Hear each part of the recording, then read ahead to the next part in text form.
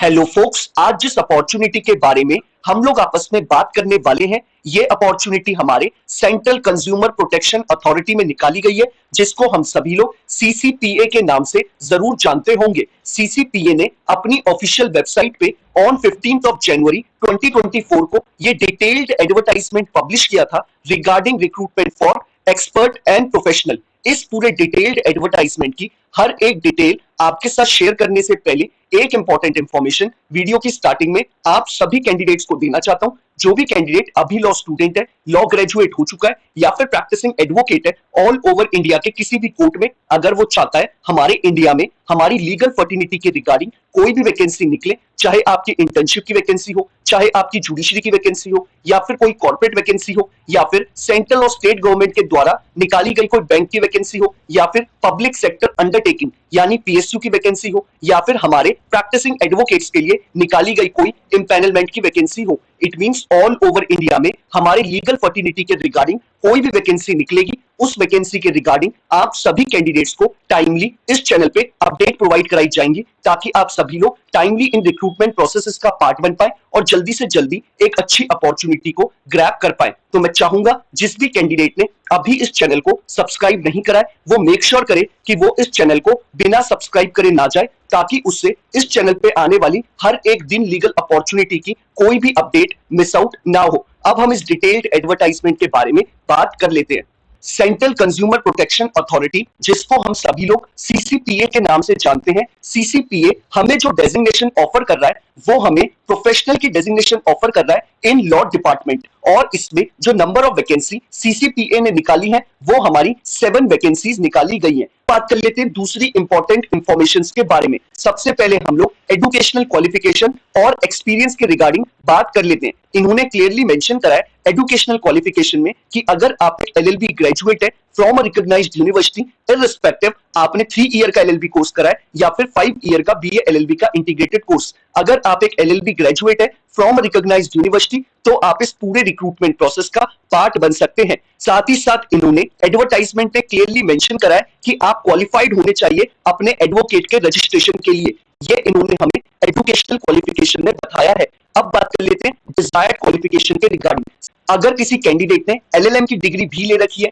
या फिर एमफिल या फिर पीएचडी की डिग्री होल्डर है, तो वो इनके लिए एक डिजायर्ड कैंडिडेट होगा एजुकेशनल क्वालिफिकेशन के रिगार्डिंग। अब बात कर लेते हैं एक्सपीरियंस के रिगार्डिंग। इन्होंने क्लियरली मेंशन करा है कि अगर किसी कैंडिडेट के पास जुडिशरी में एक्सपीरियंस है, या फिर सुप्रीम कोर्ट में प्रैक्टिस करने का एक्सपीरियंस है, या फिर हाई कोर्ट में प्रैक्टिस करने का एक्सपीरियंस है, या फिर किसी ट्राइब्यूनल कोर्ट में प्रैक्टिस करने का एक्सपीरियंस है, या फिर डिस्ट्रिक्ट कोर्ट में प्रैक्टिस करने का एक्सपीरियंस है, तो वो इन पोजीशंस के लिए अप्लाई कर सकता है। अब बात कर लेते हैं और कौन कौन अप्लाई कर सकता है। इन्होंने क्लियरली मेंशन करा है कि अगर कोई कैंडिडेट प्रोफेसर है किसी यूनिवर्सिटी में या फिर कॉन्ट्रैक्ट बेसिस पे एडहॉक है, वो भी इन पोजीशंस के लिए अप्लाई कर सकता है। और अगर उसकी स्पेशलाइजेशन कंज्यूमर लॉ में है, तो वो इनके लिए एक डिजायर्ड कैंडिडेट होगा। तो ये इन्होंने हमें एक्सपीरियंस में बताया है। साथ ही साथ इन्होंने बोला है कि अगर कोई कैंडिडेट लीगल मैनेजर है या फिर सीनियर पोजीशन पे है अपने किसी लॉ फर्म में, तो वो भी इन पोजीशंस के लिए अप्लाई कर सकता है।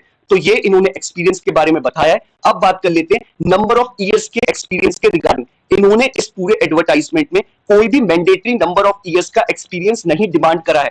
इन्होंने सिर्फ आपको डिजायर्ड और प्रिफर्ड एक्सपीरियंस के बारे में अपने एडवर्टाइजमेंट में बताया। इन्होंने बोला है कि अगर किसी कैंडिडेट के पास 3 साल से लेके 5 साल का एक्सपीरियंस है, तो वो इनके लिए एक प्रिफर्ड कैंडिडेट होगा। इन्होंने मैंडेटरी एक्सपीरियंस के रिगार्डिंग कोई भी चीज मेंशन नहीं करी है। अब बात कर लेते हैं हम लोग इसमें रेम्यूनरेशन यानी सैलरी के रिगार्डिंग। इन्होंने क्लियरली मेंशन करा अपने एडवर्टाइजमेंट में कि आपको जो मंथली बेसिस पे सैलरी प्रोवाइड कराई जाएगी सीसीपीए के द्वारा, वो आपको 70,000 रुपीज मंथली प्रोवाइड कराई जाएगी, और साथ ही साथ ईयरली बेसिस पे आपको 10% का इंक्रीमेंट मिलेगा। साथ ही साथ इन्होंने क्लियरली मेंशन करा इस एडवर्टाइजमेंट में कि ये जो आपकी जॉब है ये आपकी कॉन्ट्रैक्चुअल बेसिस की जॉब है। आपका सीसीपीए के साथ 6 महीने का कॉन्ट्रैक्ट बनेगा, और अगर आप उस 6 महीने के कॉन्ट्रैक्ट में आपकी सर्विसेज आपके सुपीरियर्स को पसंद आती है, तो टाइमली बेसिस पे आपके कॉन्ट्रैक्ट को अप टू 3 इयर्स तक एक्सटेंड किया जा सकता है। अब बात कर लेते हैं सिलेक्शन प्रोसेस के ऊपर।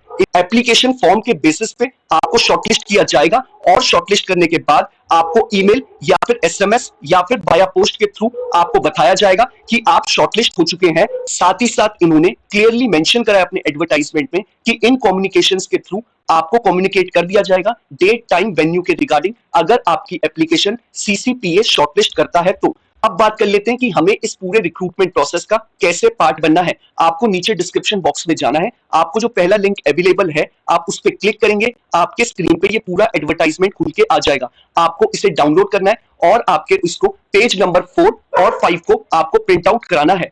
प्रिंट आउट कराने के बाद आपको इस फॉर्म को फिलअप करना है। फिलअप करने के बाद नीचे ही डिस्क्रिप्शन बॉक्स में आपको जो सेकंड लिंक अवेलेबल है आप उस पर क्लिक करेंगे, आप डायरेक्टली जागो ग्राहक जागो की ऑफिशियल वेबसाइट पे चले जाएंगे, जहां पे आप ऑनलाइन अपना सीसीपीए का फॉर्म फिलअप कर सकते हैं। आपको मेक श्योर करना है कि आप अपने फॉर्म को 11 फरवरी 2024 शाम 6 बजने से पहले फिलअप कर दे, तभी आप इस पूरे रिक्रूटमेंट प्रोसेस का पार्ट बन पाएंगे। बाकी जो इन्होंने एडवर्टाइजमेंट में अपना पेज नंबर 4 और 5 में इन्होंने जो एनेक्स्चर प्रोवाइड करा है, आई थिंक मुझे ऐसा लगता है कि आपको वो एनेक्स्चर अपने हाथों से फॉर्म को फिलअप करने के बाद अपने इस ऑनलाइन पोर्टल पे आपको अपलोड करना पड़ेगा। बाकी आप जब फॉर्म भरेंगे आपको सारी चीजें क्रिस्टल क्लियर हो जाएंगी। इन केस फॉर्म को फिलअप करने में किसी तरीके की कोई क्वेरी अराइज होती है तो आप लोग मुझे रीच आउट कर सकते हैं इंस्टाग्राम या ट्विटर के थ्रू, या फिर आप मुझे यूट्यूब के कमेंट बॉक्स में ही कमेंट ड्रॉप कर सकते हैं। मैं मेक श्योर करूंगा हर एक कैंडिडेट को टाइमली बेसिस पे रिप्लाई कर दूं, ताकि वो जल्दी से जल्दी अपना फॉर्म फिलअप कर पाए। बाकी अगर आपको ये वीडियो पसंद आया हो तो आप इसे लाइक शेयर जरूर करिएगा, और अगर आप चाहते हैं कि ऐसे ही हर एक दिन आपको एक लीगल अपॉर्चुनिटी की अपडेट मिलती रहे तो आप मेक श्योर करिएगा कि आप इस चैनल को बिना सब्सक्राइब करे ना जाएं। Thank you so much.